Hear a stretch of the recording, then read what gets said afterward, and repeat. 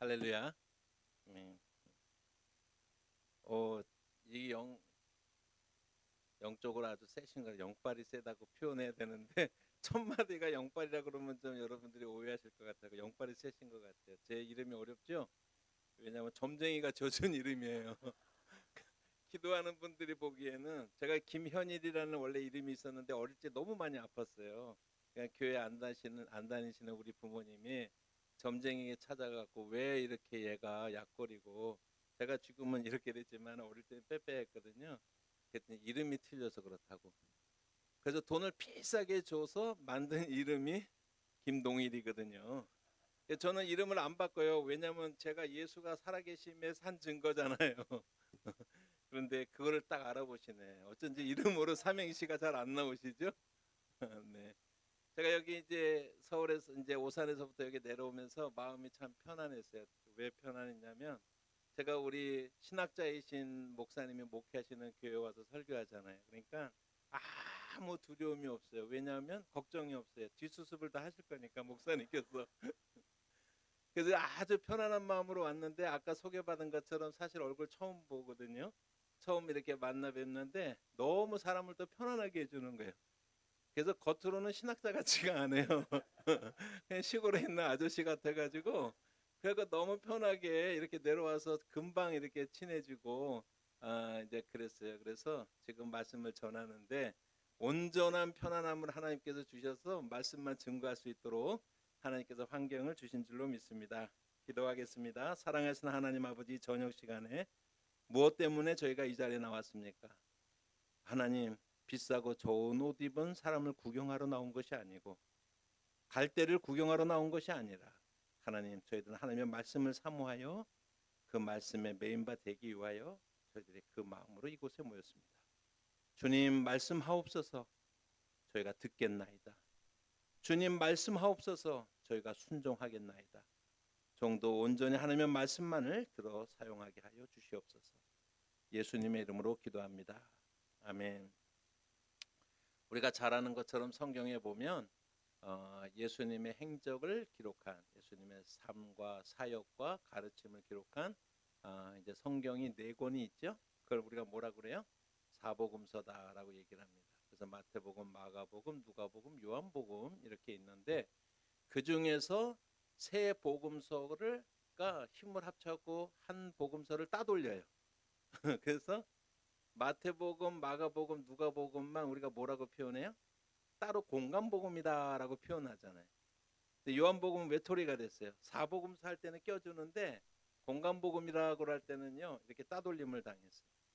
그래서 이게 왜 그랬는가라고 하는 것, 제가 우리 첫 번째 PPT를 한번 띄워주시면은, 요거는 이제 신학적으로 좀 설명할 것들이 이제 많지만 그런 것을 목적으로 여러분들에게 보여드리는 게 아니고, 마태복음에는 마태복음에만 나오는 고유자료가 42%고 마가복음이나 누가복음에 나오는 것이 중복되는 게 58%라는 얘기예요. 그래서 마가복음은 고유자료가 7%고 마가복음에 있는 거는 중복 자료가 93%야. 그러니까 마가복음에 있는 것은 대부분 마태복음이나 누가복음에도 있다라는 얘기예요. 이게 공통적으로요. 그래서 이 세 가지 복음은 서로 연결이 되어 있습니다. 성경이 기록되어질 때. 그런데 요한복음을 가만히 보시면 요한복음은 고유 자료가 92%라는 얘기는 요한복음에만 나오는, 사복음서에는 사복음서에 다 나오는 게 아니라 요한복음에만 나오는 이야기가 몇 프로예요? 92%예요. 그래서 같은 관점이 아니에요. 그래서 우리가 그거를 저희가 여러분들이 다 아시겠지만 공간복음과 요한복음을 따로 놓는 이유를 이렇게 한번 분석을 해보면 명확해지요. 그래서 요한복음에 나오는 중에서 마태, 마가, 누가복음에도 나오는 거는 8%뿐이 안 돼요. 굉장히 독립적인 복음서다라고 하는 것을 우리가 여기서 충분히 이해할 수가 있겠죠. 네, 그래서 이제 받겠습니다. 그러면 제가 여러분들에게 좀 질문을 드리는데, 뭐가 그렇게 틀린 것일까? 뭐 다양하게 깊게도 나갈 수가 있겠지만 그런 의도를 가진 것은 아니고, 여러분, 공간복음은 쉽게 말하면 인간으로 오신 예수를 그려내고 있어요. 우리의 죄를 위해서 인간으로 오셔서 우리의 고통을 친히 경험하시고 감당하시고 십자가에 죽으시고 부활하신 예수 그리스도를 드러내는 것이 공간복음입니다. 그러니까 인간으로 오신 예수의 모습을 그려내고 있어요. 근데 요한복음은 인간으로 오신 예수가 아니라 예수 그리스도께서 처음부터 하나님 되심에 대해서 강조를 하고 있어요. 하나님 되심을 그러니까는 우리가 예수님은 완전한 하나님이시고 완전한 인간이시잖아요. 그래서 인간으로 오신 그분의 모습을 공간복음에서 그려내고 있다면은 사실은 처음부터 완전한 하나님이신 그림을 그리고자 하는 그런 목적으로 요한복음이 기록되어졌고, 그래서 요한복음에는 하나님이신 예수 그리스도가 그려져 있다라고 하는 것을 여러분들에게 말씀을 드립니다. 요한복음 1장 1절부터 3절까지 그 생각을 하면서 잠깐 들어보시면, 태초에 말씀이 계시니라, 이 말씀이 하나님과 함께 계셨으니 이 말씀은 곧 하나님이시라. 그러니까 하나님이신 예수를 그리고 싶은 거예요. 하나님이신 그가 태초에 하나님과 계셨고 뿐만 아니라 만물이 그로 말미암아 지은 바 되었으니 지은 것이 하나도 그가 없이는 된 것이 없느니라. 예수는 처음부터 하나님이세요. 그렇죠? 그래서 그러고 나서 성경을 보면 성경이 많이 보이게 되는데, 그러면 마태, 마가, 누가복음에는 예수님의 탄생 기사가 있어요. 태어나셨다라고 하는 게 있어요.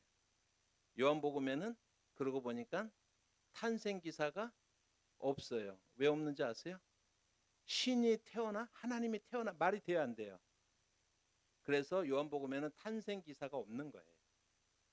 기록 목적이 다 다르기 때문에 이해하시겠죠? 네. 그래서 이제 이렇게 요한복음은 다른 공간복음하고 다르게 이제 차이점이 이제 나타난다라고 하는 것이. 제가 이제 여러분들이 이해하겠다고 하셨으니까 숙제를 하나 내겠습니다. 적어내실 필요가 없으니까 표정만 아는 척만 하고 계시면 돼. 그럼 아무 문제가 없어요. 그냥 너무 모른 척 하지 마시고 표정으로만 아는 척, 나 다 알아, 이런 표정만 하시고 계시면 만점입니다. 네, 제가 이제 질문을 할게요. 예수님께서 십자가에서 가상칠언이라고 해서 일곱 마디 말씀을 하셨죠, 그죠? 자, 제가 질문 들어갑니다. 나의 하나님, 나의 하나님, 어째 나를 버리시나이까? 자, 이게 마태복음에 있을 것 같아요, 요한복음에 있을 것 같아요? 표정을 좀 더 밝게, 조금만 더 밝게. 맞았습니다. 여러분, 이 말씀은 마태복음에 있어요. 몰라도 상관없어요. 마태복음에 있어야 되는 거. 왜 그러세요? 하나님이 십자가에 지금 하나님이 십자가를 지시는데 아파요, 아파요. 왜 나를 이거 이상하잖아요. 하나님이 하시는 게. 인간으로 오신 예수가 우리와 똑같이 육신을 입으시고 고통당하시는 모습을 그리는 거잖아요. 그러니까 그 신학적인 흐름을 이해만 딱 하게 되면 이 말씀이 당연히 마태복음에 있는 거예요. 다 이루었다. 이거는 여러분들 아시는 분만 표정을 지으세요. 다 이루었다. 이게 마태복음에 있을 것 같아요, 요한복음에 있을 것 같아요? 이거 말씀하시는 거 봐. 표정만 하라 그러는데. 맞아요. 요한복음에 있는 거예요. 왜 그래요? 하나님이신 그분이 인간을 구원하기 위한 모든 계획들을 지금 어떻게 하신 거예요? 다 이루신 거예요. 100점입니다. 만점이 100점이죠? 101점 드리고 싶은데. 네, 좋습니다. 그래서 우리가 성경의 흐름에 따라서 우리가 성경을 이해하게 되는 거예요. 사복음서는 괜히 4가지의 복음이 아니라, 여러분 제주도에 가면 한라산이 있죠? 한라산이 있는데 제주에서 바라보는 한라산과 서귀포에서 보는 한라산과 모슬포에서 보는 모슬포도 있던가? 이쪽에 이 성산 쪽에서 바라보는 한라산이 어때요? 다 한라산의 모습이 다르죠? 근데 그거는 다 뭐예요? 한라산이죠, 다. 그러니까 하나님께서 위대한 구원의 계획을 가지고 이 땅에 오셨어요. 그 하나님의 위대한 그 계획을 설명을 하는데 제주도에서만 바라보는 거로는 부족해. 한라산은 맞아. 서귀포에서만 바라보는 거로는 부족하단 말이에요. 그래서 하나님이 이 땅에 우리 가운데 오신 의미들을 드러내는데 풍성하게 드러내기 위해서 사복음서가 필요한 거예요. 다 이유가 있고 다 필요가 있고 거기서 강조하고 싶은 예수 그리스도의 어떤 모습들이 다 그려져 있어요. 그래서 요한복음을 이제 우리가 조금 이제 들어가 보면, 오늘 본문은 요한복음에 돼 있는데 여러분들 요한복음을 이 시간에 다 외울 수가 있어요. 요한복음 1장을 서론이라고 그래요. 서론. 요한복음 2장부터 12장까지를 표적의 책이다라고 그렇게 해요. 표적의 책. 요한복음 13장부터 20장까지를 영광의 책이다라고 그렇게 이야기를 해요. 그리고 오늘 읽은 본문의 말씀은 부록이에요. 부록은 뭐예요? 있어도 되고 사실 없어도 되는 것 같이 느낌상 그런, 그래서 그거를 에필로그인데 그걸 이제 부록이다라고 그렇게 이야기를 합니다. 그러니까 요한복음이 예수 그리스도의 어떤 모습을 드러내기 위해서 이렇게 기록이 되어 있느냐라고 하는 것을 우리가 좀 설명을 좀 할 필요가 있는데, 서로는 그분은 하나님이시다라고 하는 걸 강조하는 1장은 그분은 하나님이시다라고 하는 것을 강조하는 것이고, 2장부터 12장까지는 7개의 표적이 기록되어 있어요. 예수님이 행하신 기적이 많이 있지만 그 중에서 7개만 딱 기록을 하고 있는 거예요. 그런데 그것을 표적의 책이다라고 얘기해요. 기적의 책이라고 말하지 않고. 표적의 책이라고 말하는 것은 어떤 의미가 있냐면, 예수님이 예를 들어서 5천 명을 먹이셨어요. 물고기 5병이어죠. 예, 바뀌었나 순간적으로 해가지고 5병이어요. 떡 5개와 물고기 2마리를 가지고 5천 명을 먹이셨잖아요, 그죠? 그거는 기적 사건이잖아요. 근데 그걸 왜 표적이라고 얘기하냐면, 기적 사건 그 자체가 목적이 아니라 이 기적 사건을 일으키신 예수님의 의도가 있어요. 뭔가를 가르쳐, 하나님의 나라에 뭔가를 가리키는 거예요. 아시겠어요? 표적하는 거예요. 그래서 그것을 7개의 기적이 기록되어 있지만 그 기록들은 다 표적이 있다라고 하는 것입니다. 7개란 건 완전수예요. 당연히요. 그런데 여러분, 첫 번째 표적이 가나의 혼인잔치예요. 다 아시죠? 예수님은 아직 자기 때가 되지도 않았는데 어머니가 야, 이 잔치집에 포도주가 떨어졌다 그러니까는 예수님은 자기 때가 아직 차지 않았음에도 불구하고 어머니의 말씀을 순종을 해서 그렇게 기적을 일으키셨다.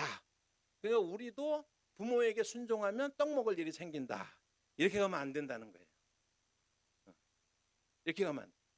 여러분, 그 종들이 왔을 때 마리아가 뭐라고 얘기해요? 가서 예수가 시키는 대로만 해라 라고 하는 거예요. 우리가 예수의 말씀을 따라서 시키는 대로만 하면 아파트 2채가 생긴다. 이렇게 하면 안 된다는 거예요. 그러니까 이 말씀은 표적이라고 그랬잖아요, 그죠? 그럼 어떤 의미에서 이제 이 첫 번째 기적만 여러분들이 잘 이해를 하면 표적이라는 말이 무슨 뜻인가라고 하는 것을 이해를 할 수가 있는데, 여러분, 예수님은 이 땅에 암 환자 고쳐주려고 오셨어요? 예수님이 이 땅에 우울증 걸린 사람 고쳐주려고 오셨어요? 암 4기에서 기도해갖고 기적적으로 화장실에 갔더니 한바탕 피를 쏟아내고 나니까 암병에서 나았어요. 제가 질문할게요. 그 사람은 죽어야 안 죽어요? 결국 죽어야 안 죽어요? 죽잖아요. 예수님이 오신 것이 그런 것 하기 위한 목적으로 오신 게 아니다라고 하는 거예요. 자, 그래서 예수님은 이 땅에 하나님 나라를 가지고 오셨는데, 하나님 나라를 우리에게 설명하고 그 나라 백성이 되는 삶을 위해서 우리를 초대하기 위해서 예수님께서 가르치심의 내용이 그런 내용이라고 할 수가 있는데, 여기서 우리가 먼저 생각해야 될 것이 뭐냐면, 예수님은 하나님의 나라의 모습을 아실까요, 모르실까요? 당연히 아시죠. 예수님이 그 하나님의 나라를 이 땅에 가지고 오시는데 아시잖아요, 당연히. 그런데 요한복음 2장 현재의 인간들은 하나님의 나라, 예수님이 알고 있는 그 하나님의 나라에 대해서 알까요, 모를까요? 전혀 몰라요. 상상도 못해요. 우리 그 건강식품 중에서 천호식품이라는 게 있었어요. 혹시 기억나는지 모르겠는데, 거기서 가장 그 유명한 광고 카피가 뭐냐면, 남자에게 좋은데 설명할 길이 없네. 혹시 기억나시는 분이 있을 거예요. 제가요, 어느 개인 회사를 가지고 그렇게 안타까워해 본 적이 없어요. 천호식품이 성분을 속이다가 부도가 나가지고 망해버렸어요. 그래서 그 부도난 그게 안타까운 게 아니라 이 말을, 네, 남자에게 참 좋은데 설명할 길이 없네. 이게요, 요한복음 1장 가나의 혼인잔치에서의 물을 포도주로 변화시킨 사건을 설명하는데, 그 설명의 의미를 이거보다 더 잘 설명할 수가 없어요. 예수님께서 이 땅에 오셨잖아요. 공생애를 시작하는 것입니다. 하나님의 나라에 대해서 설명을 해야 되는데 너무 참 좋은데 설명할 길이 없어. 무슨 말인지 알겠어요? 참 좋은데 설명할 것이 없어. 설명할 수가 없어요. 그러니까는 우리에게 이 땅에 있는 비유적으로 설명을 시작하시는 거예요. 하나님 나라. 그러니까 예수님의 공생애를 통해서 하나님 나라의 그런 시작점을 우리가 알리는데, 하나님의 나라가 어떤 나라냐면요, 그 1세기 당시에 가난하고 힘들고, 예루살렘만 하더라도 노동자가 이틀에 한 번 정도 일을 하면은 그런 다행일 정도로 그런 극심한 가난의 시대 아니겠습니까? 그런 가난의 시대에 그나마 그 사람들이 슬픔, 걱정, 근심 없이 웃음이 있고 희락이 있고 춤이 있고 노래가 있고 즐거움이 있고, 이런 잔치가 뭐예요? 인간 세상의 구조 속에서, 사회적 구조 속에서 혼인잔치예요.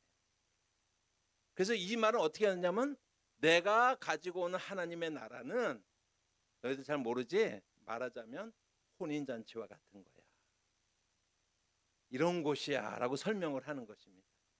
그런데 그 혼인잔치에 뭐가 부족해요? 포도주가 떨어졌네. 제일 중요한 게 떨어져 버렸어요. 그런데 그걸 누가 채워줘요? 예수님이 채워주는 거예요.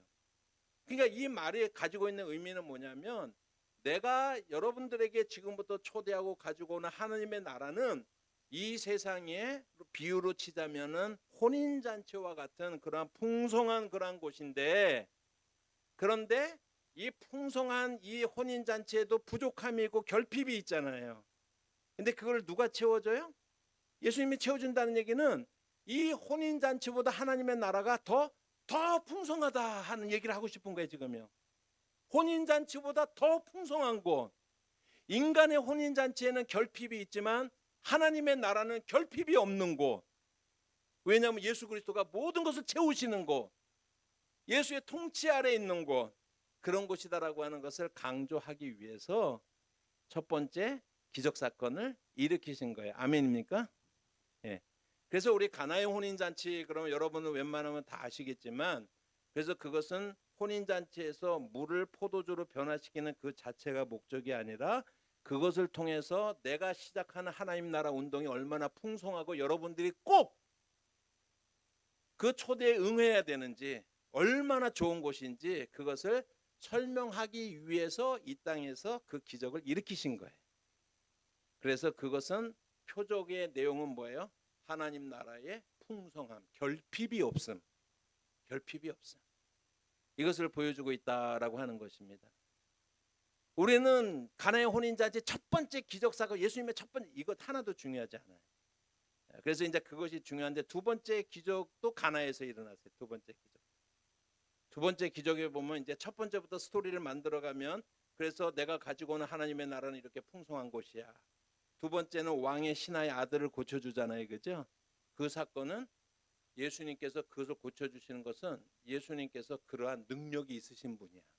우리가 하나님의 나라의 풍성함에 여러분들을 초대할 수 있는 능력이 있으신 분이야 라고 하는 것을 보여주시는 거예요.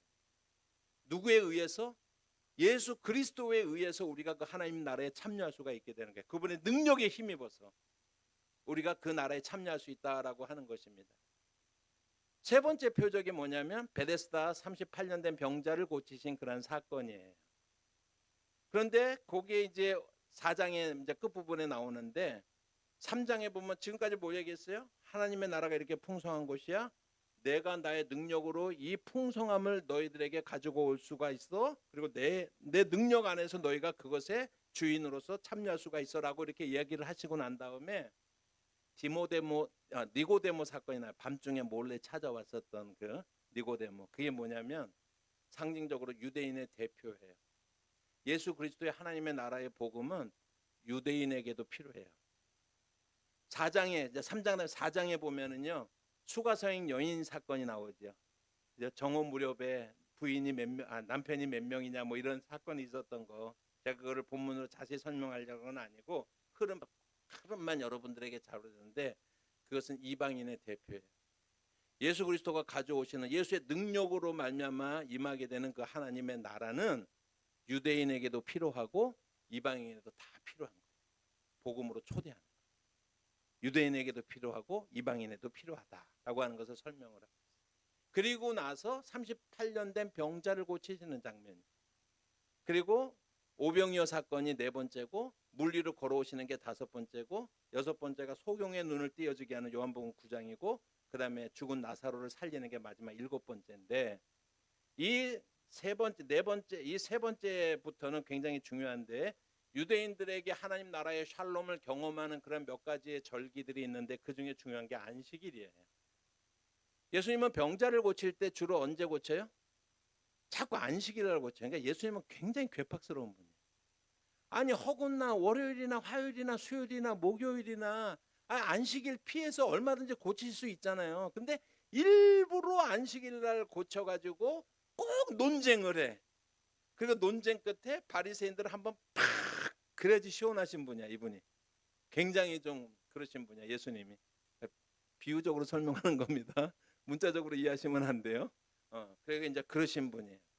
우리 질문이 왜 그렇게 하실까? 지금 제가 말한 것처럼 괴팍해서 그럴까? 그게 아니라고 하는 거예요. 유대인들에게 안식일이라고 하는 것은 구약에서 하나님의 샬롬이 임하는 날이에요.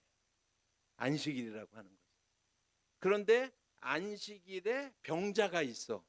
그 얘기가 보여주는 그림이 뭐냐면 안식일에 유대인들 가운데 샬롬이 없다라고 하는 거예요. 평안과 안식이 없어. 안식일인데. 그러니까 38년 된 병자의 이야기를 여러분들이 쭉 읽어보면 안식일에 고쳐갖고 문제가 되거든요. 그 사건이 보여주는 게 뭐냐면 예수님께서 38년 된 병자를 고치잖아요. 다른 안식일에 병 고침의 사건과 다 똑같이 해석이 돼야 되는 거예요. 안식일에 병자가 있는 상태, 샬롬의 날에 샬롬이 없는 상태, 염려와 걱정과 근심이 여전히 있는 상태, 그 상태를 보여주는 그림이에요. 그런데 그들을 예수님이 치유해 주시죠. 그죠? 그러니까 예수님 안에 참 샬롬이 있는 거야. 세상의 조건 속에 있는 게 아니라 예수 그리스도 안에 참된 샬롬이 있는 거예요. 안식일의 주인이 예수예요.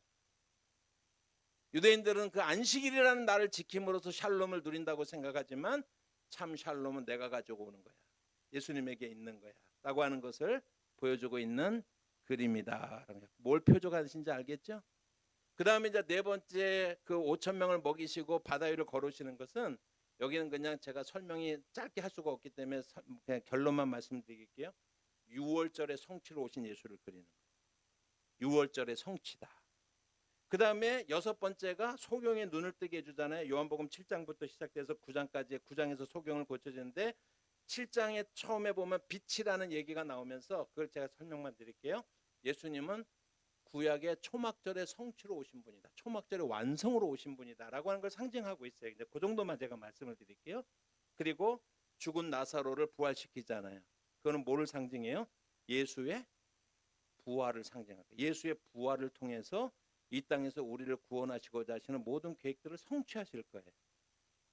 그래서 7개의 표적은 표적 중에서 뭐 이렇게 마음대로 막 그냥 눈 감고서 막 흔들어 가지고 뭘 얘기할까 7개 뽑은 게 아니고 이러한 복음 예수 그리스도의 사역과 복음을 전체를 전개하는 하나의 스토리텔링 속에서 7개를 선정을 해서 그 7개를 우리들에게 설명을 하고 있는 게 요한복음이다라고 하는 것입니다.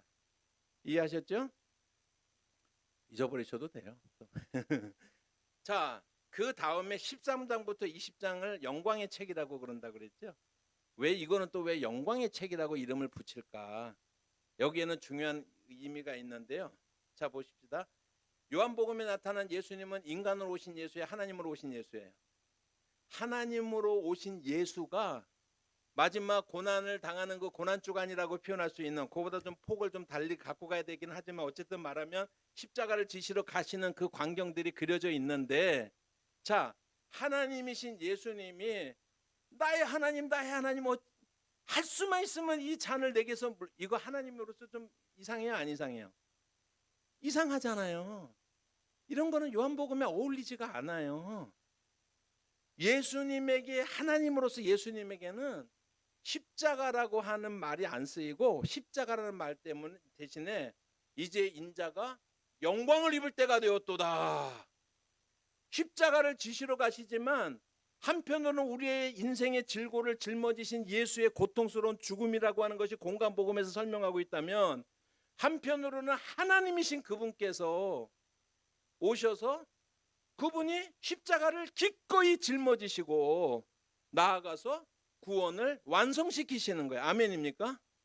그래서 십자가라는 표현으로 쓰지 않고 그 장들에 보면은 인자가 영광을 입을 때가 됐다. 영광이라는 단어가 많이 쓰이는 거예요. 그래서 요한복음 13장부터 20장까지를 영광의 책이다라고 표현을 한다라고 하는 거예요. 이해하셨죠? 저는 이게 이제 사경회인 게 얼마나 감사한지 몰라요.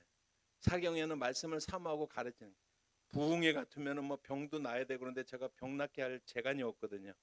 근데 사경회라 그래서 아멘. 너무나 감사합니다. 말씀을 가르치는 거니까 감사합니다. 그렇게 생각을 하고 아까 목사님에도 너무 고맙다고 사경회라고 그렇게 해주셔서 너무나 고맙다고 그렇게 말씀을 드렸습니다. 그래서 이제 20장까지 벌써 끝났네요. 그럼 이제 21장만 남았으니까 한 5분 이내 끝나는 건 아니고 이제부터 이제 시작하는 거예요. 이제부터 본문의 시작이에요.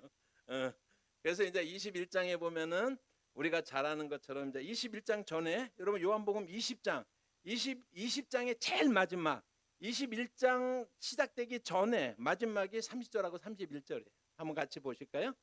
성경을 한번 읽어보시겠습니다. 시작. 예수께서 제자들 앞에서 이 책에 기록되지 아니한 다른 표적도 많이 행하셨으나 오직 이것을 기록함은 너희로 예수께서 하나님의 아들 그리스도이심을 믿게 하려 함이요 또 너희로 믿고 그 이름을 힘입어 영생을 얻게 하려 함이라. 이 말이 지우지 마시고요. 이 말이 뭐냐면 요한이 요한복음을 쓴 건 내가 전하는 나는 예수 그리스도를 최선을 다해서 증언을 했는데 이것을 읽는 여러분들이 예수 그리스도를 알고 영생을 얻기를 원하는 마음에서 예수님이 행하신 것이 많지만 이것만을 기록을 했다라고 이렇게 딱 썼잖아요. 그러니까 결론을 딱 내린 거예요. 그러니까 요거로 끝나도 돼요. 다 했잖아요. 기록 목적까지 다 썼어요. 끝나도 되는데 실제로는 요한복음은 어디서 끝나요? 21장에서 끝나네. 21장 요한복음의 제일 마지막 마디가 뭔지 21장 25절도 한번 읽어볼까요? 시작. 예수께서 행하신 일이 이외에도 많으니 만일 낱낱이 기록된다면 이 세상이라도 이 기록된 책을 두기에 부족할 줄 아노라. 그래서 20장에서 다 완결이 됐는데 결론까지 내렸는데 근데 21장을 부록같이 집어넣는 바람에 간단하게 다시 한번 마무리를 하는 거예요. 그러니까 21장의 위치를 알겠죠? 자, 21장이 없어도 예수 그리스도의 복음이 진술하면 부족함이 있어요, 없어요? 퍼펙트, 완전합니다. 그거로 이제 끝나도 됩니다. 그러고 나면 우리가 이제 질문이 생기는 거예요. 그럼 21장은 왜 써놨을까? 성경에. 질문이 생기잖아요, 그죠? 안 생겨도 이럴 때는 생기는 척 막 하셔야 돼요. 생긴 것 같아요, 조금요 질문이.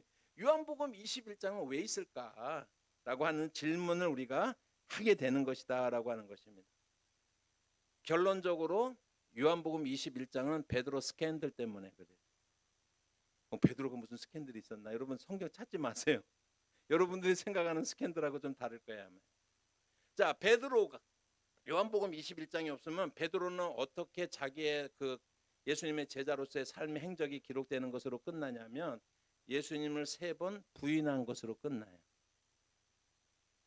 그게 예수님이 3번 부인한 게 베드로 스캔들이에요. 근데 거기서 만약에 끝났다고 칩시다. 사도행전 2장에 가면 오순절이 있죠. 교회가 시작되어져 성령이 임하면서요. 그래갖고 처음에 성령이 임했을 때 사람들이 다 혼란스러워했죠, 그죠? 그리고 막 혼란스러워했을 때 누가 딱 나서냐면 베드로가 딱 나서 여러분 내가 설명해 줄 테니까 조용해봐. 조용히 하세요. 내가 설명을 다 해줄게. 그러면서 요엘서부터 해가지고 사무엘하 7장 해가지고 쫙 설명을 하는 거예요. 그거를 그죠? 근데 만약에 요한복음 21장이 없다면 베드로는 어떤 사람이에요? 예수님 3번 부인한 사람이에요. 그래서 예수님 3번 부인한 사람이 갑자기 나와갖고 여러분 너는 누군데? 너는 예수님 3번 부인한 사람이잖아. 네가 무슨 자격으로 나가서 우리가 그거 믿겠어? 그럴 수 있어요, 없어요? 충분히 그런 상황이에요. 그래서 21장은 베드로를 회복시키시는 사건. 왜냐하면 베드로는 실패했었지만 그러나 하나님은 그 실패를 넘어서 베드로를 사용하시고자 하시는 하나님의 계획, 앞으로 펼쳐지는 교회에 가서 기둥처럼 쓰시겠다라고 말씀하신 그러한 예수 그리스도의 계획은 진행이 돼야 되잖아요, 그죠? 다행히 요한복음 21장이 있어서 예수님께서 그 베드로를 회복시키셨기 때문에 사도행전 2장이 가능해진다는 거 아니에요. 이제 왜 요한복음 21장이 있어야 되는지, 그걸 왜 부록이 있어야 되는지라고 하는 거 충분히 이해하셨죠? 네, 아멘입니다. 그래서 우리가 그런 생각을 하면서 요한복음 21장은 부록이지만 베드로의 실패를 치유시키고 회복시키고 그걸 다시 한번 세우시는구나 라고 하는 생각을 하면서 읽게 되면 여러분도 우리의 얘기가 되는 거예요. 우리의 얘기가 되는 거예요. 여러분, 지금까지 신앙생활하면서 우리가 실패하면서 무너지면서 넘어지면서 정말 돌같이 딱딱한 그런 마음을 지난 시절도 있고 얼마나 많은, 저는 이제 예수 믿고서 목사가 돼서 한 30몇 년 이렇게 목회를 하다 보니까는요, 길어요. 이렇게 좀 길게 목회할 줄 상상도 못했어요. 그냥 한 10년 그냥 절대로 타협하지 않고 예수만 전하고 빡 하고 딱 죽었으면 좋겠는데 생각보다 길더라고요. 여러분, 신앙생활 지금 여기 계신 분들 중에서 저보다 연배신 분들 상당히 계시는데 10살부터 신앙생활했어. 태어나면서도 신앙생활했어. 내가 지금 80살이야. 80년 동안 했는데도 아직 끝이 안 나버리네 이게 신앙생활이. 여러분, 생각보다 깁니다. 생각보다 길어요. 어쩌면 우리가 무슨 이야기를 들어도 감동이 없고 더 이상은 무슨 이야기를 들어도 우리가 무감각한 그런 상태에 놓여 있는 우리의 모습들을 생각하고 또 한때 우리가 그랬던 모습을 생각하고 여기에 동의하시는 분들은 요한복음 21장을 주목해서 들어야 된다라고 하는 거죠. 우리 얘기가 되는 거죠.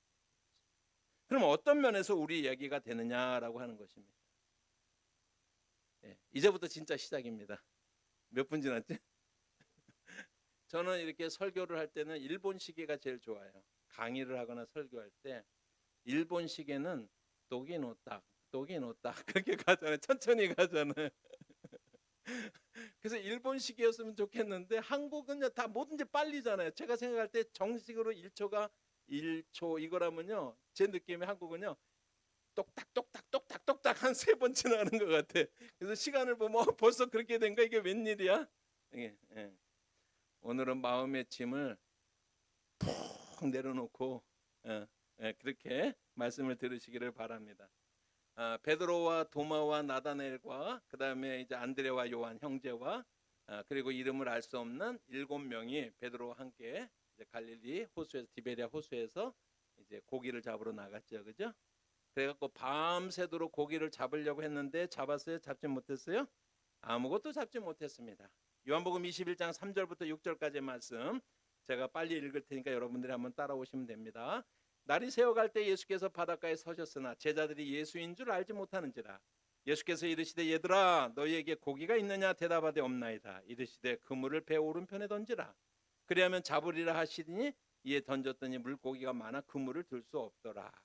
11절에 보니까는 이렇게 해서 잡은 고기가 모나미 볼펜이야. 153마리야.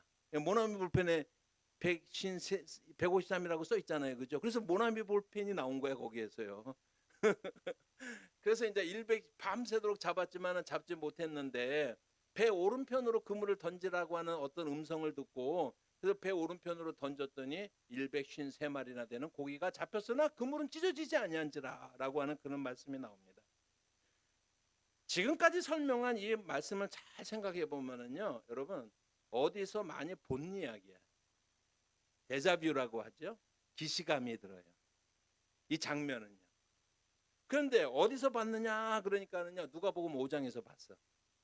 누가복음 5장에 게네사렛 호수에서, 여기는 디베랴 바닷가고 여기는 게네사렛 호수인데 그거는 무슨 얘기냐면은 여러분 갈릴리 호수가 어떻게 생겼냐면 약간 이렇게 생겼어요. 이렇게 생겼습니다. 근데 여기에 10개의 타운, 도시, 큰 도시 그런 생각, 고대 그런 생각하지 않으면 안 되고 타운들이 있는데 티베리우스라고 하는 디베리아고 불리는 바닷가에서 살고 갈릴리 호수변에 살고 있는 사람들은 자기 앞에 보이는 그 호수를 디베리아라고 부르는 거예요. 게네사렛이라고 하는 동네에 사는 사람들은 자기 앞에 있는 그 갈릴리 호수를 게네사렛이라고 부르는 거예요. 아시겠어요? 그러니까는 그게 갈릴리, 디베리아 뭐 이런 것들이 다 똑같은 의미, 똑같은 장소를 놓고 그렇게 표현을 하는 방법의 차이가 있을 뿐이다라고 하는 것을 생각을 하면서 누가복음 5장의 4절과 6절의 말씀을 한번 같이 한번 읽어보시기 바랍니다. 시작. 말씀을 마치시고 시몬에게 이르시되 깊은 데로 가서 그물을 내려 고기를 잡으라. 시몬이 대답하여 이르되 선생님, 우리들이 밤이 새도록 수고하였으되 잡은 것이 없지만은 말씀에 의지하여 내가 그물을 내리리다 하고 그렇게 하니 고기를 잡은 것이 심히 많아 그물이 찢어진지라. 이 기적을 경험하고 나서 베드로가 주님, 저를 떠나세요. 저는 죄인입니다. 라고 얘기하잖아요. 그런데 우리가 이제 마태복음하고 섞어서 생각하면은 예수님께서 그를 부르시잖아요. 제자로. 나를 따라오너라. 내가 너희를 사람을 낚는 어부가 되게 하노라. 그렇게 말씀하시고, 그래서 첫 번째로 예수께서 베드로를 불러내셔서 첫 번째로 제자를 삼으신 사건이 누가복음 5장이에요. 너무 비슷하죠? 지금 그렇게 해서 베드로가 예수님을 따라다니기 시작을 했는데, 베드로는요 성격적으로 굉장히 왕성하고 그리고 활달하고 그리고 열심히 있고 그러기 때문에요 금방 제자들 가운데서도 두드러지는 사람이 됐잖아요.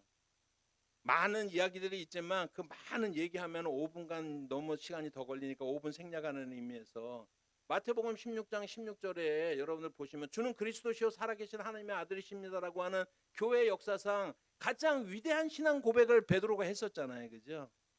여러분 요한복음에 18장에 보면 예수님께서 잡히시려고 할 때 겟세마네에서 잡히시려고 할 때 칼을 뽑아가지고 어떻게 해요?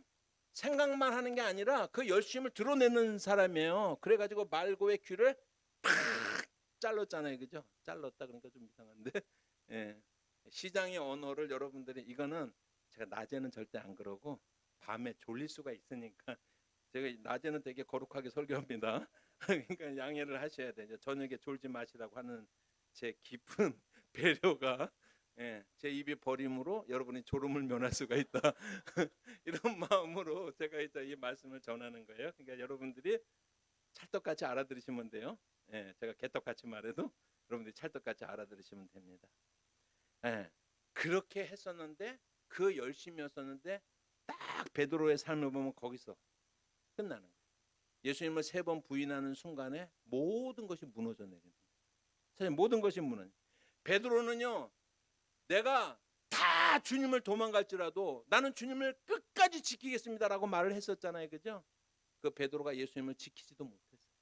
3번 부인한 것입니다. 그래서 베드로가 이것이 다 이제 끝났구나, 예수님 죽으셨어요, 끝났구나 하는 순간에 예수께서 부활하신 거예요. 지금요 부활하신 것입니다. 제자들 앞에 나타나셨고 오늘 성경에 보면은 3번째로 디베랴 바닷가에 나타나셔서 베드로와 또 한 번 조우하시는 거예요. 예수님께서. 그런데 이번에는 의도를 가지고 조우를 하시는 것이다라고 하는 거예요. 왜 거기 나타나셨어요? 베드로를 회복시키기 위해서 나타나셨다라고 하는 것입니다. 베드로를 포함한 제자들은 실패했지만 그 제자들은 예수님에게 여전히 소중한 존재들이에요. 그 사실을 우리가 받아들여야 되는 것입니다.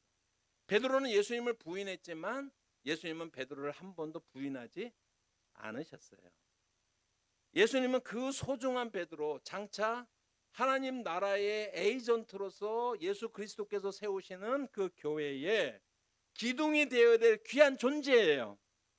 비록 그가 실패한 그 순간에도 그는 하나님의 나라의 에이전트인 교회의 중요한 그 정말 그 기둥처럼 그렇게 사용되어야 될 귀한 존재다라고 하는 것입니다. 그래서 예수님께서 베드로를 회복시키시는데, 자 12제자들에게 나타나갖고 12제자 순서대로 베드로, 안드레, 디모데 뭐 그런 쪽 있잖아요. 순서대로 노래처럼 이렇게 12명 딱 세워놓고 차려! 요중셔! 차려! 이놈의 새끼들, 내가 뭐라고 그랬어? 니들 다 도망가고 말이야. 이놈의 새끼들 한 번만 더 그래봐, 내가 한 번만 딱 용서해 주는 거야. 이렇게 하지 않으셨어요. 그렇게 하셔도 되잖아. 그런 방법을 사용하지 않으셨어요. 예수님께서 가장 따뜻하고 가장 섬세한 방법으로 베드로를 회복시키시는 거예요. 소프트웨어가 막강하셔요, 예수님이. 그래서 그렇게 지금 베드로에게 접근하시는 거예요. 그러니까 자, 이 베드로의 그 7명이 디베랴 바닷가에 예수님이 나타나실 때 예수님이 나타나신 거는 의도적으로 거기 나타나신 거겠죠? 그래요, 안 그래요? 그런데 예수님께서 어떤 순간학을 다했어요? 베드로를 처음 은혜로 불러내셨던 그 환경 속으로 다시 한번 환경을 만드시는 거예요. 예수님께서 처음 예수님을 불러냈던 환경, 누가복음 5장의 환경으로 예수님께서 다시 한번 불러내시는 장면이다라고 하는 거예요. 오늘 이 요한복음 21장의 디베랴 바닷가에서 여러분 예수님을 그렇게 했었던 것처럼 예수님을 처음 이렇게 따른 누가복음 5장에서도 밤이 새도록 고기를 잡았어요. 그리고 잡지 못했어요. 똑같아요. 그날 예수님께 베드로가 말씀에 의지해서 그래서 깊은 데로 들어가서 그물을 이제 내렸더니 고기가 그물이 찢어질 만큼 많이 잡혔어요. 그리고 오늘 디베랴 바닷가에서 예수님께서 말씀하셨을 때 베드로가 이렇게 고백해요. 주의 말씀에 따라서. 똑같죠? 말씀에 의지하여 하고 말씀을 따라서 하고 뭐가 똑같습니까? 다르죠. 이런 분들은 하산하셔도 돼요. 하산. 바로 하산하세요. 네, 똑같잖아요. 상황이. 너무나 똑같은 상황입니다. 그래서 배 오른편에 그물을 던졌을 때 그물이 찢어지지 않고 153마리가 잡혔다라고 하는 거예요. 차이점이 있습니다. 중요한 차이점이 뭐냐면 첫 번째 부르심을 받던 게네사렛 호숫가에서 베드로는 자기가 죄인됨을 깨닫고 주님 저는 죄인입니다. 저를 떠나소서라고 고백을 하는 거예요. 그죠? 그런데 이 두 번째 같은 장면인 디베랴 바닷가에서는요. 베드로는 진짜 죄인이 돼서 그런 말 할 자격도 없게 됐어요. 여러분 막 잡고 있는데요. 그런데 갑자기 이제 113마리가 딱 이렇게 올라오고 있는 중인데 옆에 있었던 사도 요한이 예수님의 사랑하는 제자라고 표현했던 사도 요한이 주시다라고 얘기를 해요. 베드로가 여기 있어요. 주시다. 그런데 베드로는 벌써 물속에 뛰어들었어. 이 요한복음 21장에 그대로 제가 성경을 설명하는 거예요. 주시다라고 하는데 베드로는 벌써 겉옷을 딱 입고서 물속으로 뛰어들었어. 그래서 막 수영해서 그러니까 원래 베드로의 모습이잖아요 이게요. 그래서 수영해서 막 가다가 잠깐 나는 누구? 여긴 어디? 이게 생각이 난 거야. 생각을 해보니까 자기는 예수님을 3번 부인했네 지금. 누가복음 5장에서는 나는 죄인입니다. 나를 떠나소서 그랬는데 요한복음 21장에서는요 그 말할 자격도 없어. 죄인이야 그냥 예수님 떠났어요. 그래서 능동적이고 적극적이고 앞장서는 모습이 요한복음 21장에서는 하나도 나오지 않아요. 옆에 쭈그려 있는 거예요. 쭈그려. 예수님께서 뭐 하라 그러면 가서 이런 모습으로. 그게 당연하잖아요. 무슨 낯짝에 무슨 면목으로. 그러나 팍 뛰어드는 그 순간에 베드로의 원래 모습을 여러분들이 그려낼 줄 알아야 돼요. 그런데 자기는 더 이상 그거에 대해서 과시하거나 드러내거나 할 수 없는 사람이 죄인인 상태가 되어버렸다라고 하는 것입니다. 여러분 오늘 이 성경에서 우리가 생각해야 되는 것은 뭐냐면 이 일치가 처음에 부르셨던 장면과 21장의 장면이 우연의 일치가 아니다라고 하는 거예요. 각본 누구요? 예수님. 로케이션 디렉터, 그 로케이션 그러니까 장소 선정 누가 하신 거예요? 예수님께서 하신 거예요. 소품 누가 준비한 거예요? 예수님께서 하신 거예요. 스토리텔링 누가 하신 거예요? 예수님께 하신 거예요. 베드로가 한 게 아니라 이 모든 것을 너무나 첫 번째 부르시는 장면과 비슷하게 예수님께서 그렇게 다 행하셨어요. 준비하셨어요. 그 장면을 우리가 초점은 어디에 맞췄어요? 내가 포기할 수 없는 내가 사랑하는 제자 베드로를 회복시키시기 위해서. 우리 사람들이 이렇게 만나서 사귀다가 보면은요, 우리는 소울메이트야 그러는 사람들이 있죠, 그죠? 소울메이트야. 죽이 척척 맞아. 뭐 말할 것도 없어요. 권사님도 어떤 분들 두 분만 있으면은 저희 어머니 얘기를 어떤 권사님이라고 대치시켜서 제가 얘기하는 거예요. 저희 어머니 87세신데 약간 이제 초기 치매가 있어서 제가 같이 모시고 사는데 저희 어머니 지금 약간 초기 치매 상태에서 말씀하시는 것이 내가 교회 일 다 해치웠는데 아무개 집사하고 둘이만 있으면 딴 사람들 귀찮다고. 그래서 둘이만 있으면. 여러분들 우리 소울메이트라고 하는 것은 정말 마음이 맞고 죽이 맞았고 어릴 적부터 자동적으로 그렇게 되는 사람들 뭐라 그래요? 소울메이트라고 그러죠. 영어로 소울푸드라고 하는 게 있어요. 우리 한국 사람들에게 영혼의 음식, 소울푸드라는 게 뭐냐면 한국 사람들로 비유로 치면 죽이야, 죽. 어렸을 때 내가 몸살 걸려갖고 정말 일어나지도 못한 끙끙 앓다가 일어나면 어머니가 뭘 끓여주세요? 미음, 죽을 끓여주잖아. 그러니까 죽은 단순한 음식이 아니라 한국 사람들에게는 소울푸드이 되는 거예요. 죽이 주는, 본죽이 성공하게 된 이유가 그걸 건드렸기 때문에 그러는 거예요. 진짜로 이건 농담이 아니라 진짜 마케팅적으로 우리 한국 사람들의 심성의 가장 깊은 곳에 있는 영혼의 음식인 죽이라는 것을 탁 타치해 준 거예요. 그게 죽이에요. 미국 사람들에겐 그게요, 닭고기 수프예요. 닭고기 수프. 예, 닭고기 치킨 수프이라고요. 그래서 지금 요즘은 그런 책이 안 나오지만 하면 15년, 20년 전에 보면은요, 이런 게 있어요. 닭고기 치킨 수프라고 하는 책이 있어요. 닭고기 수프라고 하는 책이 있고, 무슨 뭐 닭고기 수프를 요리하는 뭐 몇 가지 그런 게 아주 유행했어요. 그것이 뭐를 얘기하느냐면은요, 미국 사람들은 어릴 때 아프면은 어머니가 끓여주는 게 닭고기 수프예요. 치킨 수프예요. 그래서 그게 우리로 치면 죽처럼 소울푸드가 되는 거예요. 그에 대한 그래서 어떤 영적으로 사람들을 앉혀줄 때 그런 표현할 때 소울푸드로서 치킨 수프 얘기를 하는 거예요. 그러면은 사람 우리 죽 생각하듯이 추억이 확 솟아나면서 그렇게 이제 영혼의 그런 감성에 적게 하는 그런 음식이 되는 거라는 거예요.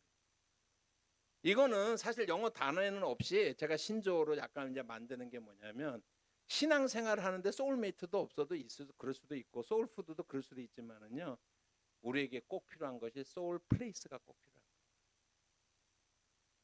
그러니까 디베랴 바닷가는 베드로에게는 아주 특별한 장소예요. 이후에 아마 베드로가 사역을 하면서 갈릴리를 가기만 하면 내 영혼이 컬컬하고 내 영혼이 답답하고 그럴 때 아마 다시 한번 그 갈릴리 바다를 스쳐 지나가더라도 그 바다를 가게 되면, 나를 처음으로 불러내셨는데 내가 정말 젊어서 천방지축 그렇게 설치다가 예수님을 3번 부인했지만 주님이 나를 따뜻하게 맞이해 주시던 그 갈릴리 호수, 거기에 가면 영적으로 회복이 되는 거야. 이 밤에 제가 여러분들 왜 여기 와서 말씀을 전하느냐, 여러분들이 예수 비전교회가 여러분들에게 영혼의 장소가 되어지기를 주님의 이름으로 축복합니다. 컬컬한 심령들이 내가 이 자리에 와서 여러분들의 기도의 자리에 앉으면 다시 한번 내 삶이 반추되어지면서 내가 주님 앞에 이렇게 살면 안 되겠구나라고 하는 것을 깨닫고 각성이 일어나는, 어쩌다가 외지에 서울에 자식 보러 갔다가 와서도 정말 다시 한번 이 자리에 앉으면 기도가 저절로 나오면서 하나님 내 영혼을 각성시켜 주시고 다시 한번 예수 그리스도에게로 가까이 갈 수 있는 그러한 장소가 되게 하옵소서라고 하는 소울 플레이스가 되어지기를 주님의 이름으로 축복합니다. 주님이 그렇게 불러요. 우리가 예배를 드리는 이곳이 요한복음 21장의 디베랴 바닷가가 되기를 주님의 이름으로 축복합니다. 요한복음 21장 5절과 6절의 말씀을 한번 읽어보겠습니다. 같이 한번 읽어보십니다. 시작. 예수께서 이르시되 얘들아 너희에게 고기가 있느냐 대답하되 없나이다. 이르시되 그물을 배 오른편에 던지라 그리하면 잡으리라 하시니 이에 던졌더니 물고기가 많아 그물을 들 수 없더라. 7명의 제자들이 아무 소득이 없을 때 여러분 밤을 새우고 날이 이제 설 쯤에 저기 그 바닷가의 그 거리가 우리 미터로 계산하면 한 90m 정도 떨어진 거예요. 90m 정도 되는 거리에 지금 저 힘을 끌어 아직까지 해가 뜨지 않아서 누군지 분명하게는 보이지 않지만은 그분이 이제 제자 예수님이신데 예수님께서 이렇게 제자들에게 묻습니다. 90m 앞에 있는 제자들에게 얘들아 고기 있어? 고기 잡혀? 이렇게 물어보는 거예요. 지금요. 얘들아 고기가 있어? 라고 물어보는 거예요. 근데 그거는 그렇게 물어보는 게 아니에요. 원어상으로는. 이 말은 어떤 말이냐면요. 우리가 이제 한국말로 그거를 제가 그 원어적인 의미를 담아서 얘기하면 얘들아 고기 없지? 고기 못 잡았지? 이게 원어적 표현이에요. 예. Friends, haven't you any fish? 고기 없지? 잡을 수 있어? 이런 말이에요. 원어상 의미를 그렇게 읽어야 되는 거 아시겠어요? 여러분, 예수 없이 해보니까 안 되더라라는 고백이 있어야 되는 거예요. 예수 없이 여러분 할 수 있습니까? 정말로? 예수 없어도 괜찮겠어요? 예수가 없으니까 고기가 안 잡혀. 예수 없이 한번 해보려고 했는데, 내 힘으로 해보려고 했는데, 내 경험으로 해보려고 했는데, 내 방법대로 해보려고 했는데 안 되더라는 거예요.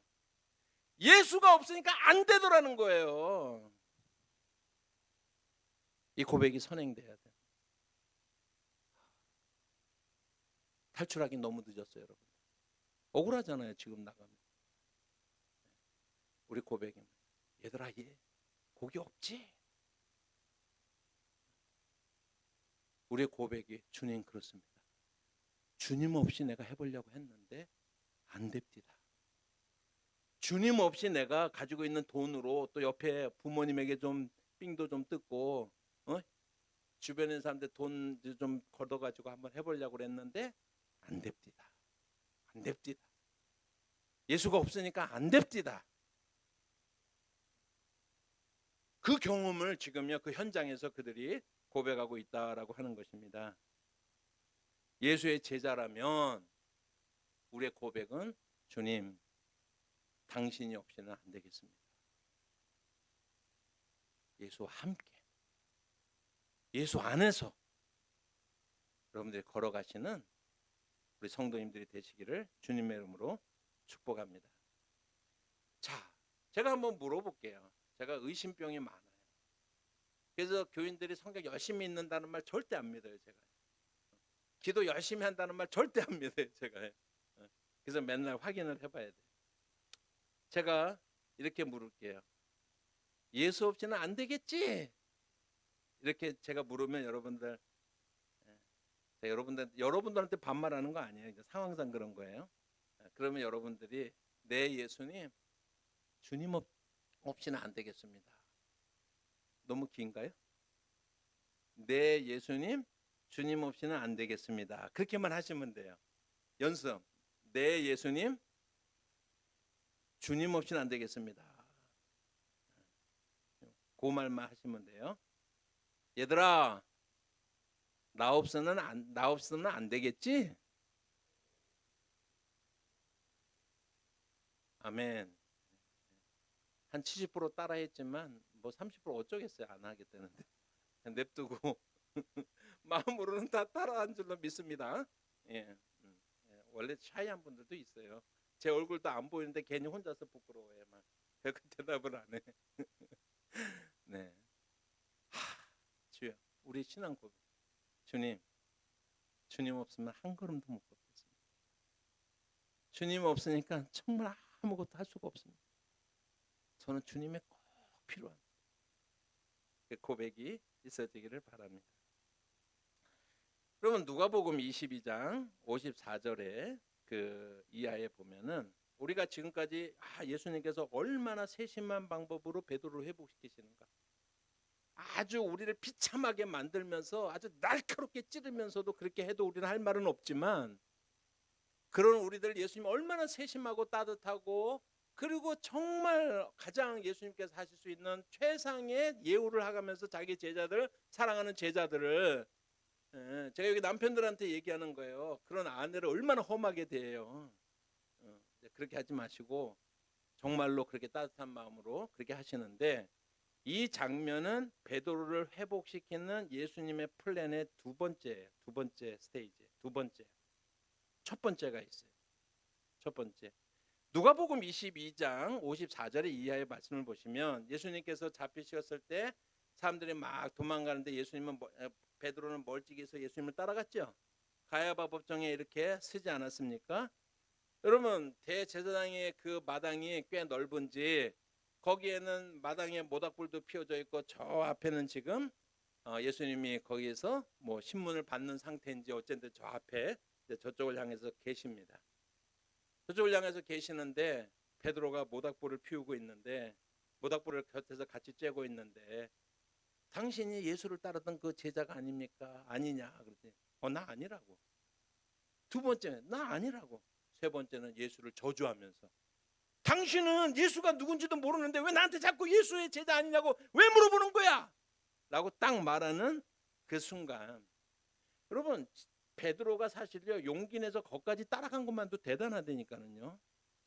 그런 사람들 여러분 흉보면 안 돼요. 제일 제가 성경을 마태복음에서 제일 그 성경에 여러분 답답해 터지는 게 뭐냐면, 예수님이 물 위로 걸어오실 때 여러분 제자들이 다 물 위에서 있다가 그랬을 때 오시는 분이 풍랑 속을 걸어오시는 예수님을 향해서 정말 다 이렇게 쳐다보고 있을 때 베드로가 뭐라 그래요? 되게 무모하게 뭐라 그래요? 주여, 주님이시거든 나를 물속에 내려서 주님께로 가게 하소서라고 얘기해 오라 그러잖아요. 그죠? 베드로가 푹 뛰어들어요. 성공했어요? 실패했어요? 약간 성공은 했어요. 약간 한 두어 발자국은 걸었잖아. 그러다가 이제 그러니까 환경을 보고서 하면 안 된다, 예수님만 바라보라, 이거는요 배 안에서 편안하게 하는 소리들이에요. 여러분 다 배 안에서 그렇게 무모한 짓을 해 베드로가. 얘 바보야, 예수를 바라보라 그랬잖아. 지네들은 물속에 뛰어내려 본 적도 없는 사람들이 아주 안전한 배 안에서 예수를 바라봐야지 이 바보같이 왜 환경을 보다가 빠져, 이런 소리 하고 있다니까. 교회도 그런 사람들이 많다니까요. 일을 하다 보니까는 실수도 하는 거지. 영적인 도전을 하다 보니까 실수도 하는 거 아니겠어요? 자기는 가장 안전해서 입으로만 이러면 입으로만. 오늘 왜 이렇게 입이 풀리는지 모르겠네. 오늘 제가 원래 이런 사람이 아닌데 입이 풀리네 오늘. 이렇게. 무슨 말인지 알겠어요? 그만큼 열정이 있고 주님을 따르기 때문에 그런 실수도 하는 거예요. 그럼 아무것도 안 하면서 그런 사람, 비난만 하는 사람, 입만 터는 사람들이 어떤 사람이 될 거예요? 베드로가 비록 실패했지만 베드로는 그 훈련의 과정들과 그런 담대함과 열정과 주님을 사랑하는 그 마음들이 나중에 그 초대교회에 얼마나 기둥처럼 쓰여져요. 여러분들도 그런 분들이 되기를 바랍니다. 그런 분들이 되기를 바라는 거예요. 어쨌든 지금 현재서는 베드로는 딱 거기까지야. 쫓아가갖고 거기까지 딱이었어요. 그죠? 그리고 나서 예수님을 3번을 부인합니다. 마지막 3번째 부인하고 있는데 닭이 오는 거예요. 자, 누가복음 22장 59절부터 62절. 이거 다 여러분들 꼭 읽어보세요. 누가복음 22장 59절부터 62절까지 같이 읽겠습니다. 시작. 1시간쯤 있다가 또 한 사람이 장담하여 이르되 이는 갈릴리 사람이니 참으로 그와 함께 있었느니라. 베드로가 이르되 이 사람아 나는 내가 하는 말을 알지 못하노라 하고 아직 말하고 있을 때 닭이 곧 울더라. 그 다음 말을 여러분 성경에 좀 빨간 분 좀 쳐주세요. 자, 같이 읽어보십니다. 시작. 주께서 돌이켜 베드로를 보시니, 베드로가 주의 말씀 곧 오늘 닭 울기 전에 내가 3번 나를 부인하리라 하심이 생각나서 밖에 나가서 심히 통곡하니라. 이 장면을 클로즈업해서 봐야 돼요. 성경을 여러분들이 읽고 이해하고 싶잖아요. 그러면 성경을 뚫어지게 봐야 돼. 그러면 뚫려. 졸린 눈으로 읽으면 안 뚫려요. 제가 성경에 있는 얘기만 하잖아요. 지금 다 농담 조금 하지만 주로 성경 얘기를 하잖아. 본문 얘기를 하잖아요. 본문이 있었잖아요. 여기 있잖아요. 제가 만들어낸 거예요. 여러분, 자, 이 장면이 뭐예요? 베드로가 예수님을 3번째 딱 부인하는 순간에 이렇게 앉아 계시던 예수님이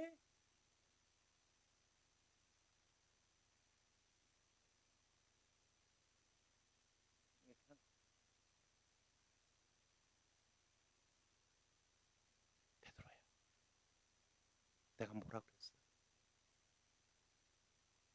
베드로야, 내가 뭐라 그랬어?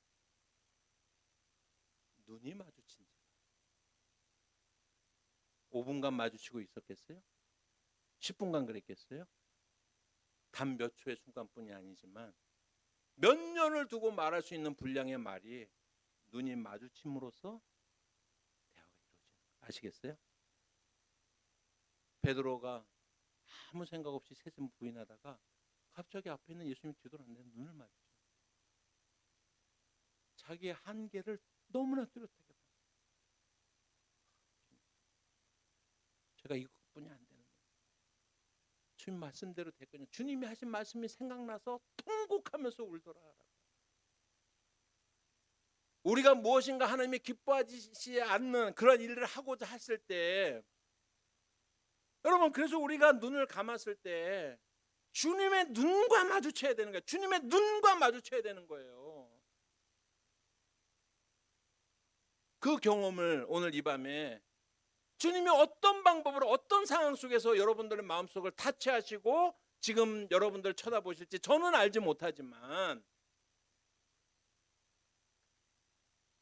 그 주님의 돌이키사 베드로와 눈이 마주치신지라 하는 그 장면이 생각나서 오늘 이 밤에 나의 모습은 어떠했었던가라고 하는 것을 생각을 하면서 주님과 베드로가 예수님 3번 부인하는 것처럼 여러분들이 부인은 안 하지만 부인에 가까운 상태로 의심하면서 여러분들 여기서 있는데, 그런 사람들이 삶 속에서 무엇인가 하나님께서 기뻐하시지 않는 방법으로 여러분들이 주님을 부인하고 있는데, 오늘 이 저녁에 여러분들에게 주님이 눈을 마주치는 역사가 일어나서 주님이 나를 여전히 지켜보고 계시는구나, 나를 버리지 않으셨구나, 심히 통곡하면서 회개하면서 주님 앞에 다시 한번 서는 그런 순간이 되어지기를 주님의 이름으로 축복합니다.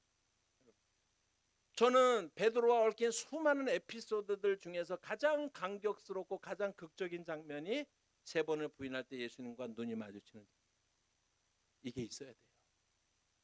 그래서 우리가 믿음으로 우리가 신앙생활 할 수가 있어요. 이게 있어야 우리가 주님 앞에 부르시는 그날까지 우리가 현역처럼 그렇게 난 나이 들었는데 이게 아니고, 기도의 자리에서건 무엇에서건 여러분들이 우리가요 눈이 마주쳐야 돼. 예수님과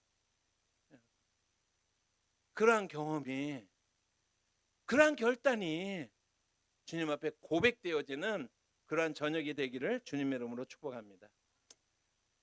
베드로 얼마나 당황했겠어요. 얼마나 부끄럽겠어요. 얼마나 처참하겠어요. 우리가 주님 앞에 잘못된 방향으로 갈 때 당연히 그런 것을 경험해야죠, 여러분. 그게 사는 길이죠. 그게 사는 길이에요. 그 주님 앞에 응답하는 그것이 사는 길이다라고 하는 거예요. 그래서 그 순간이야말로 베드로가 영적으로 완전히 파산되는, 자기의 자신감, 자기의 열정, 자기 힘으로 하는 모든 것들이 영적인 파산이 일어나는 그 순간이다라고 하는 것입니다. 여러분, 우리가 주님 앞에 온전히 서기 위해서는 중요한 것이 뭐냐면은 영적인 파산을 하는 거예요. 선언하는 거예요. 여러분들, 내 힘으로는 아무것도 할 수 없습니다. 진정으로 영적인 파산을 경험해야 된다라고 하는 거예요. 주님을 온전히 따르지 못하고 어떤 죄악된 순간과 마주치면서 그것에 젖어 있는 그 순간에 다시 한번 그 일을 하려고 할 때 그동안에는 억지로 마음을 눌렀는데 주님과 눈이 마주치는 순간에 더 이상 그 사실을 고백하고 거기서부터 돌아설 수 있는 그런 결단의 순간이 필요하다라고 하는 것입니다. 내 힘으로는, 내 의지로는, 내 경험으로는, 내 방법으로는 여러분 결코 주님을 따를 수 없습니다 라고 하는 영적인 파산선언, 영적인 파산선언. 우리가 그것을 영적으로 파산하게 되면 그 다음에는 운전대를, 내 삶의 운전대를 주님께 맡길 수가 있어요. 주님께 맡길 수가 있어요. 제가 좀 험하게 생기긴 했죠, 그죠? 이제 험하게 생겼는데, 제가요 눈 부릅뜨고 이렇게 있으면 무섭다고 그래요, 다들. 저도 아는데, 근데 제가 여성 운전면허 가르치는데 도사예요, 제가. 제가 92년도에 처음으로 미국에 갔는데 미국에서는 운전을 다 할 줄 알아야 되거든요. 제 아내 굉장히 20대 중반의 젊은 나이였고 저는 30대지만 우리 교회 제가 전도사로 있었던 모교에서 전도사를 했었는데 양을 키우라고 하는데 양을 잡아먹었어요. 그래서 제 아내하고 결혼을 했어. 그래갖고 이제 미국에 갔는데 20대 중반인데 제가 이제 학원을 보내갖고 당연히 운전면허 따라고 그렇게 이제 보내놨더니 3번째 운전 교습을 받고 와서 운전 선생님이 그래요.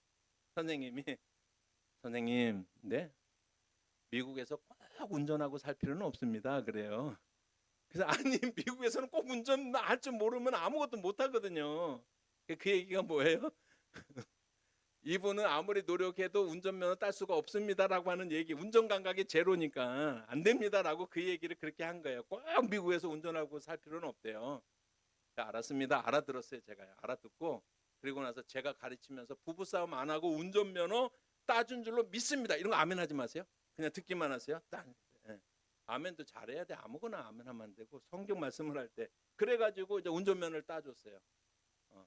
그 다음에 제가 우리 교회 청년들 18살 때면 운전면허 딸 수가 있는데, 그때 목사님 그러면 제가 또 너무 이쁘잖아 애들이. 그래가지고 제가 제 처제, 우리 딸들 2명, 제 아들, 그 다음에 교인들, 그래갖고 제가 10몇 명을 운전면허를 싸우지도 않고 잘 따줬어요. 제가 전문가예요. 지금도 심리 전문가예요. 그런 쪽에서. 자, 운전면허를 연습을 할 때 제가 하는 행동이 하나가 있습니다. 처음에 이제 이 사람은 이제 처음에 내가 이제 운전석 잡고 제가 여기서 타잖아요.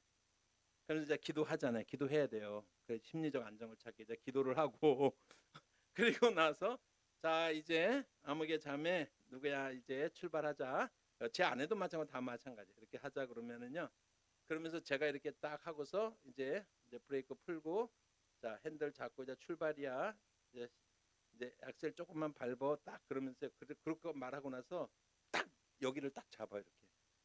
그러면요 100이면 100명이 어떻게 하고 있냐면요 이러고 있어. 겁나니까 지금 긴장해갖고 하고 있어요. 제가 기도하는 거 빼고요 제일 처음 하는 말이 뭔지 아세요? 힘 빼. 힘을 빼야 돼. 힘을 빼야 된다니까요. 그러면 이제 쫙 여보 이거 안전하지 않아? 이거 금방 사고 나요. 이러고 핸들 돌리면 힘을 빼야 돼. 그러면 탁 했다가 느껴져요. 딱딱 했다가 싹 풀어지는 게 느껴져요. 여러분들 자식들 키울 때 좀 늦은 사람들은 한 4, 5살까지 자기야 자식이 천재인 줄 알고, 좀 빠른 사람들은 한 2살 되면 알아요. 아닌 거를 알아. 근데 처음엔 다 자기 자식이 천재인 줄 알아. 막 근데 세상에 이거를 벌써부터 하다니 야 100일을 보고 뒤집을 줄 알아. 우와 이렇게 빨리 일어선 거 가지고 천재인 줄 알아. 다 그러잖아요. 그죠? 저희 어머니도 저를 그렇게 키우셨거든요. 그래가지고 제가 어머니한테 한글을 배웠어요. 처음에 학교 들어가기 한 이태쯤 전일 것 같아요. 일찍 한 건 천재인 줄로 우리 어머니가 생각하고 있을 때 아직까지. 그래가지고 이제 한글을 배울 때 여러분 옛날에 연필 갖고 어떻게 배워요? 이것만 하는 게 아니라 그 전 단계에서 어머니가 한글 가르쳐 줄 때 이렇게 칸 나눠져 있는 거에다가 연필을 딱 잡으라고 이렇게 잡으라고 그러잖아요. 잡고서 딱 되면 어머니가 어떻게 해요? 딱 해갖고 기억 이렇게 써주잖아. 같이 따라가 주잖아. 처음에 그렇게 연습하잖아요. 그죠? 그래서 기억하는데 제가 어떻게 하고 있었게요? 뭐라 그래요? 힘을 빼야 응? 어머니가 이렇게 할 때 따라갈 수가 있어요. 그래야 안 그래요. 우리가 신앙에 있어서는요 힘을 빼야 돼요. 여러분 내가 주님을 제일 사랑, 나 말고 또 누가 있어? 그게 아니고 힘을 빼야 된다라고 하는 것입니다. 모든 운동도 마찬가지예요. 영적으로도 마찬가지다라고 하는 것입니다. 힘을 빼야 주님께서 우리를 핸들하시는 거예요. 우리의 힘을 빼야 되는 거예요. 오늘부터 여러분들 힘 빼십시오. 교회 안에서. 교회 안에 보면 꼭 안테나들이 있어. 방송국들이 있어요. 일은 열심히 해. 안 한다는 게 아니야. 일은 열심히 하는데요. 탈도 많아. 방송국이야. 뭔가 교인들이 전체가 알고 싶으면 그 사람한테 가서 살짝 이렇게 한 번만 해주면 돼. 그 다음 주에 소문이 쫙 나. 방송국처럼요. 이렇게. 그런 사람들. 제일 자기가 예수님 제일 사랑하는 것 같아요. 죄송합니다. 영어로 한마디 말하면요. 이런 말이 있어요. 비가 올 것 같다라고 했을 때 it may rain, 그래서 이제 it may rain, 비가 올 것 같다. 그러면 비 올 확률이 영어식으로 하면 50%라는 얘기예요. 그럴 때 그 정도 될 때 it may rain이라고 그래요. it must rain이라고 그래요. it must rain. 그거는 뭐냐면 비가 꼭 올 것 같다는 얘기예요. 이거는 비 올 확률이 90%라는 얘기야. 90%. 100%는 뭔지 아세요? It's raining. 여기에는요 꼭 이런 말 없어. must 이런 말이 필요가 없어요. 그냥 비가 오고 있어. 그럼 비 올 확률 몇 프로? 100%예요. 머스트라는 말 안 해도 어떤 때 교회에서 무슨 일을 하다 보면 여러분들이 영적으로 또 아니면 교회에서 신앙생활을 하다 보면은요.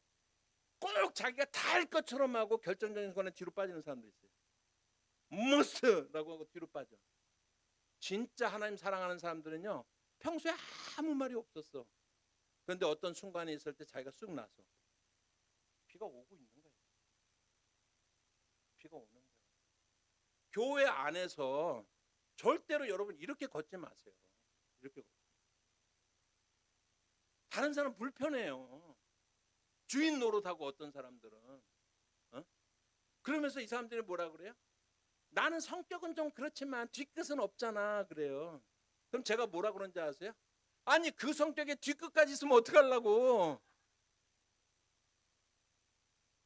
누구 이렇게 안 걷고 싶겠어요? 이렇게 걷지 말라고요. 이렇게 걸으시라고. 이렇게 우리가 교회는 그렇게 해야 되는 거예요. 이렇게 걸어야 되는 거예요. 이해하셨어요? 네. 그래야지 그 교회가 그냥 누군가 할 때 누군가 아무 말도 없이 조용하던 사람이 쑥 나서는 거야. 힘을 뺀 사람들, 영적인 파산을 경험한 사람들, 주님을 굳이 내세우지 않지만은 주님이 따라갔던 그 길을 따라가는 그러한 사람들이 우리 예수 비전교회의 하나님의 백성들이 되시기를 주님의 이름으로 축복합니다. 이렇게 해서 누가복음 22장에서 그 세 번 부인하는 장면에서 예수님은 벌써 예수님의 그 첫 번째 치유가 시작되는 거예요. 베드로는 깨닫지 못하다. 디베랴에서 결정적으로 이제 깨닫게 되는 거예요. 디베랴 바닷가의 사건의 하이라이트가 뭐냐면은 바요나 시몬아 내가 나를 사랑하느냐 세 번 물으시는 거예요. 너무 걱정하지 마세요. 거의 끝나가요. 네. 그래서 여러분 그 세 번 세 번 이렇게 말씀하시는 장면이잖아요.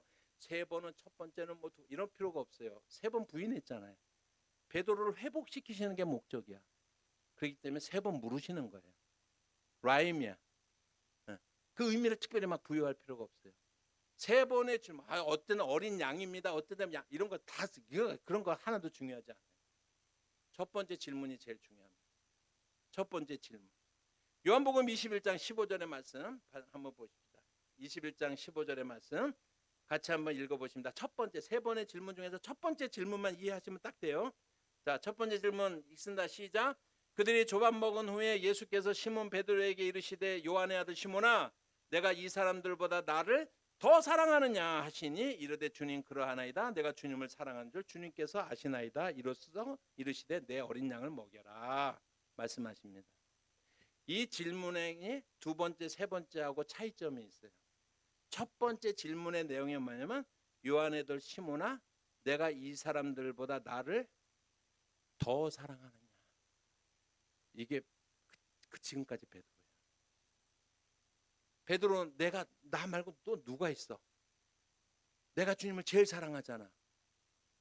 요한의 아들 시몬아 그런데 베드로가 세 번 무너졌잖아요. 그러니까 이 질문이 특별한 질문이에요. 요한의 아들 시몬아 네가 아직도 저 사람들보다 나를 제일 사랑해? 라고 묻는 거예요.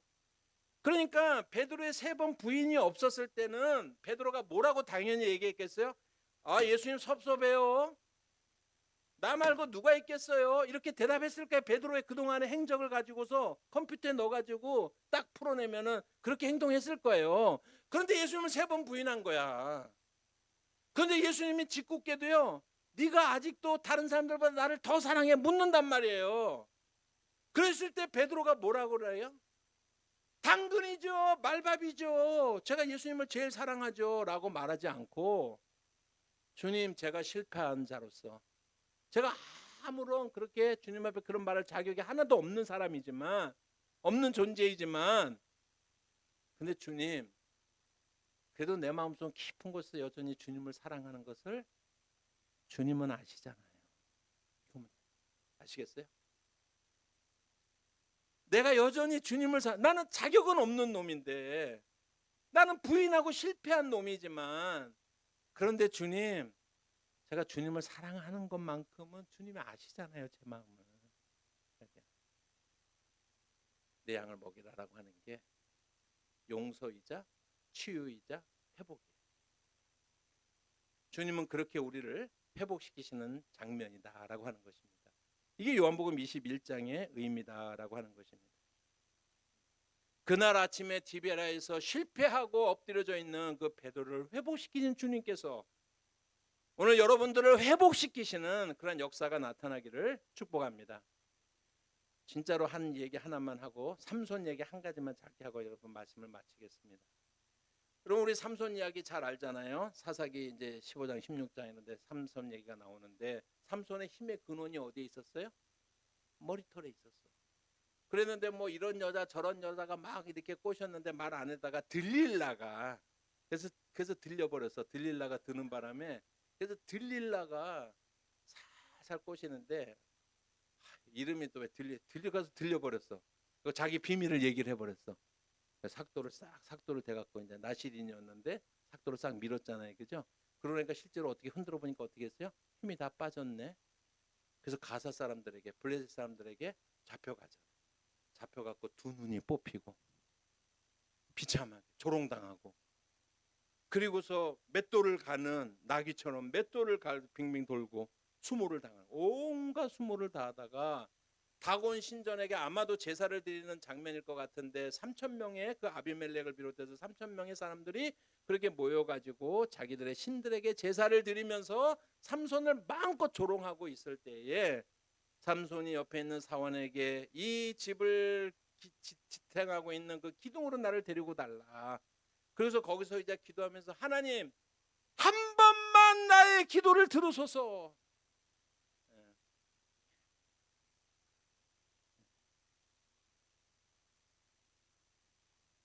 주님 한 번만 나를 강하게 하소서. 내 눈을 뽑고 나에게 수치를 주는 저 블레셋을 한 번만 나에게 힘을 주셔서 물리치게 하옵소서. 집이 무너지고 삼손이 살았을 때 죽인 사람보다 그 순간에 원수를 갚은 게 더 크잖아요, 그죠? 이게 삼손의 스토리인데 이 스토리에서 가장 중요한 구절 하나만 여러분들에게 소개하고 마치고자 합니다. 사사기 16장 21절과 22절이에요. 이게 가장 중요합니다. 성경을 어떻게 봐야 될 것인가?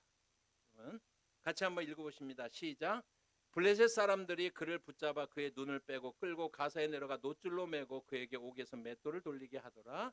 그의 털이 밀린 후에 다시 자라기 시작하니라. 22절이 가장 중요해요. 22절이 오늘 여러분들에게 레마의 말씀이 되기를 원합니다. 삼손의 힘의 근원은 머리에 있었습니다. 아니 머리 우리 이발하고 나면 머리가 또 자라잖아요. 한 달도 안 돼서 또 자라고 또 이발 쏘가지고 당연하지. 그 당연한 얘기를 여기다 왜 콕 심어놨을까? 삼손에게 머리는 그냥 단순하게 당연한 것이 아니라 하나님의 임재의 상징이야. 하나님의 은혜의 상징이야. 다 그 삼손의 힘의 근원이에요 지금요, 그죠?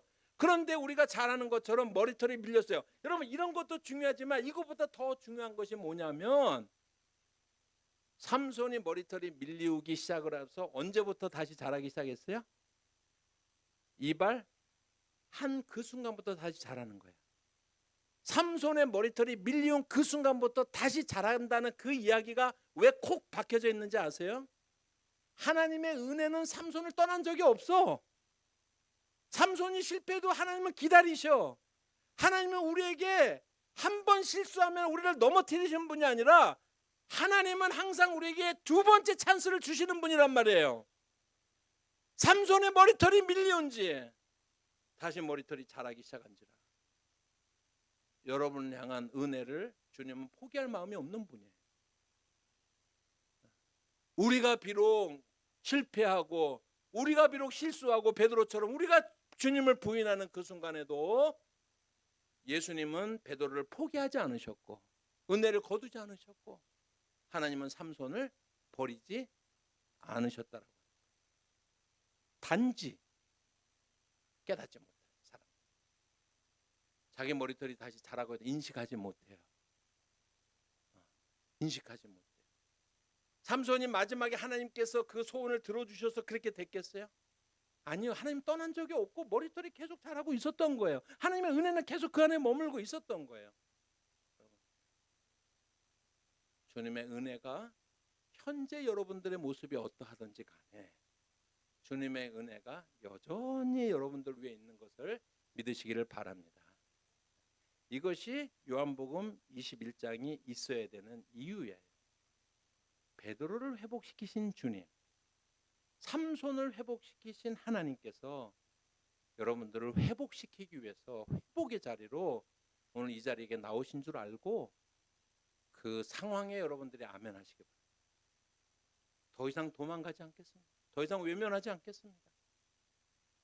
저는 실패했지만, 저는 영적인 파산을 경험했지만, 그러나 주님이 여전히 저를 바라보시고 여전히 저를 포기하지 않으시고 여전히 저를 붙드시는 주님을 이제는 저도 꼭 붙잡겠습니다. 이 고백이 있어지기를 주님의 이름으로 축복합니다. 기도하겠습니다.